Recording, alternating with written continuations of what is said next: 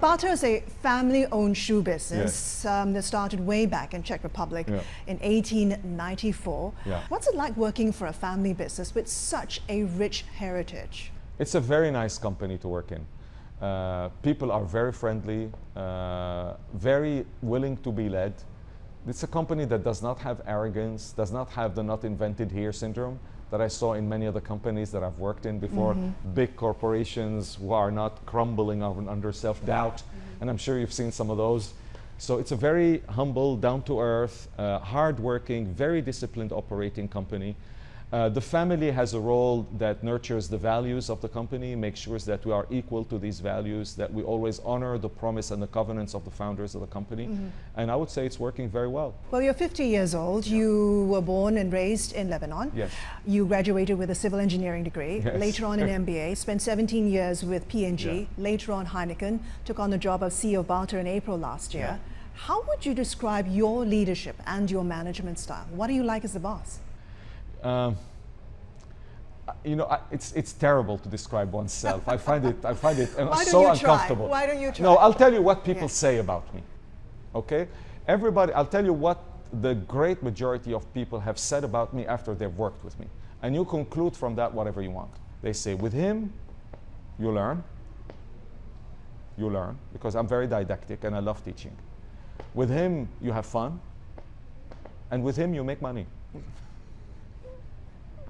These are the three things most people who have worked for me always have repeated. But in terms of a leadership style, what kind of leader do you want to be? The leader, when you are 50, the leader that you want to be and the leader you are pretty close entities, you would hope, unless you're schizophrenic. I'm a person who is fairly top-down, so I don't mind standing on a stage and preaching the new direction and explaining it 10 times, 50 times, 70 times, 100 times, as long as it takes. I'm very disciplined, but I'm not formal. I like to have a joke. I don't like anybody calling me Mr. You know, particularly in many emerging markets, it's hell to tell people, don't call me Mr. And so no one's called you Mr. Nasard? They keep trying, but I keep telling them, don't call me Alexis. It's good enough. So I'm not formal. I'm very curious. I read one book every week, and I tend to share the books that I find interesting to read with everybody else. Because today, I think there is a huge premium for winning companies where you have executives that learn every day. And let's remind ourselves, we do something fun. We sell shoes. There are worse things on this planet to do. Like what? Like what? Filing income statements.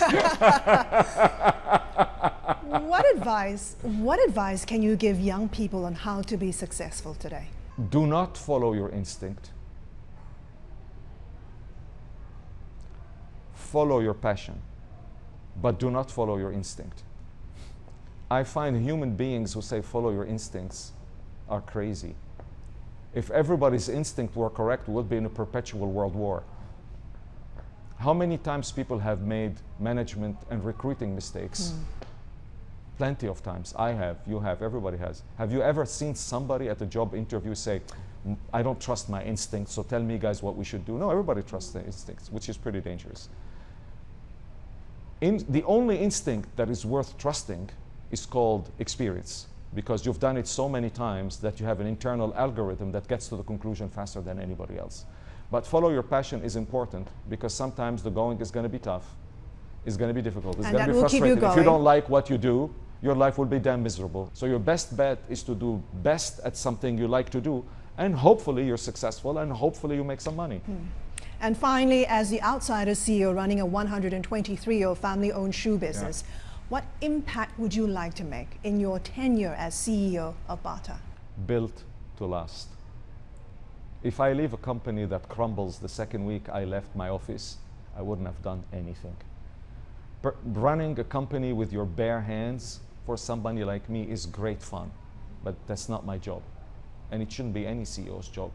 CEO transform companies into institutions, and institutions are built to last. Thank you, Alexis, for talking to me. Thank you. And that was Alexis Nasard, CEO of Bata. Hope you've enjoyed the program. Do check us online at managingasia.cnbc.com for more exclusive leadership insights. Until next time, I'm Christine Tan. Thanks for watching.